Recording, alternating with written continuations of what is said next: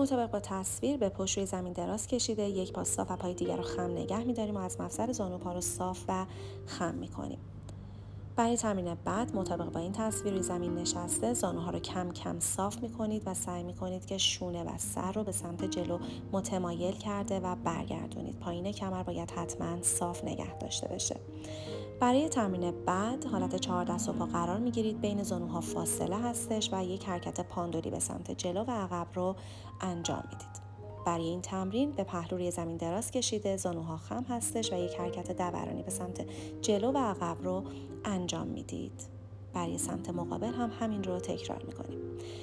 برای این تمرین حالت 4 دست و پا قرار گرفته، با این تفاوت که این بار زانوها روی زمین نیست. حالا پاها رو به سمت عقب صاف کرده و برمیگردونید. دقت کنید که کمر نباید تکون بخوره. برای این تمرین هم شکم منقبض هستش، پاها و دستها رو خم میکنیم. حالا دست و پای مخالف رو باز کرده و برمیگردونیم. دقت کنید که با توجه به شدت آسیبی که دارید، تعداد و تکرار تمرینات متفاوت هست.